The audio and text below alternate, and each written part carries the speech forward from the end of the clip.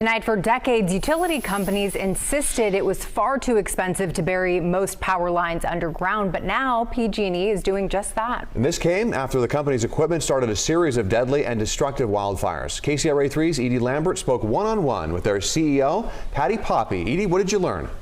Well, Ty, Patti Poppe has said as she stepped into the role of CEO of a utility that had filed for bankruptcy, she realized they couldn't afford to keep operating the same old way.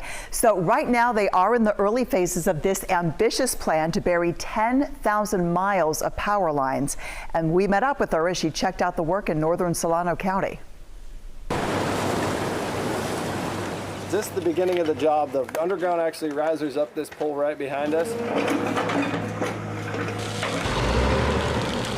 Once this is all pulled, all this wire from that pole all the way down the road and all the way down there is going away. All these poles will be terminated and cut down. It gets windy along Gordon Valley Road, northwest of Fairfield. People in this area have been concerned that a tree blown onto PG&E equipment could start a wildfire. So now that equipment is going underground. It's digging the dirt that is time-consuming and expensive, and you have to do it safely and environmentally. PG&E CEO Patti Poppe has been checking out the work personally. This 1.2-mile work site is part of the largest project in the nation to bury 10,000 miles of power lines. It hadn't been done before you took over because everyone said it was too expensive. What are you finding? Well, first of all, we're finding it's too expensive not to underground. We know that undergrounding is lower cost to maintain, lower cost to inspect, lower cost to manage the vegetation around it. In the right areas, it is the lowest cost climate resilient infrastructure. Here's a look at how the work is ramping up. PG&E started in 2021 with 73 miles. This year, they're on track to underground 350 miles of lines.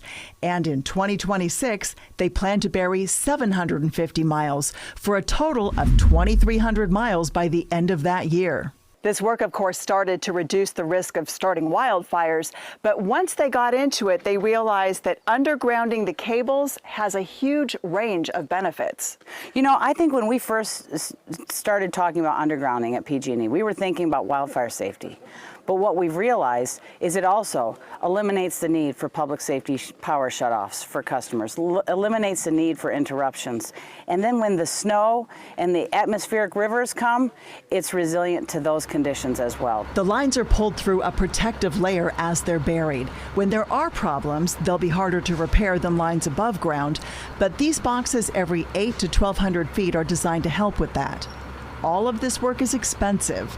At the beginning, $4 million a mile.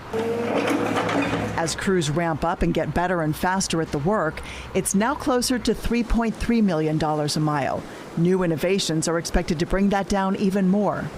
PG&E asked regulators to approve a 21% rate hike over 4 years. Much of that to pay for work like this. Poppe knows it can be a tough sell. One of the things that's very important for our customers to know, 85% of the filing that we have made with the CPUC is safety related. 85% of our costs are to improve the safety, resilience, and reliability of the system. Poppe says the investments are already paying off.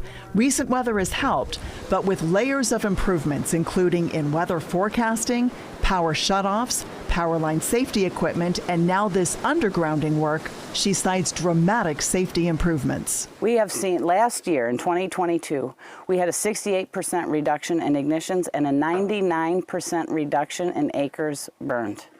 This year, we've seen a 50% reduction in ignitions over last year's performance. So we continue to improve every single day.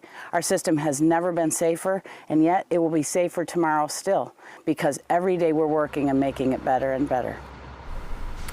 Edie, this is such a complex project. So what do we know about the section of road? What will it look like once this work all wraps up? People might expect that all of the lines will be gone, and that is not the case, and we can actually show you an example of why that is. One whole set of poles along that exact stretch along Gordon Valley Road is for telecom. So those would be the phone and the cable lines. You can generally spot those because they're a little thicker than the power distribution lines. So obviously those are not affected. Those will stay way up. You will also continue to see the high voltage transmission lines. For now, those will not be buried, and those are the lines you often see on those large steel structures. So again, if you'd like to see exactly where PG&E is burying the lines in your county, we will have those maps up on the KCRA3 app and on KCRA.com.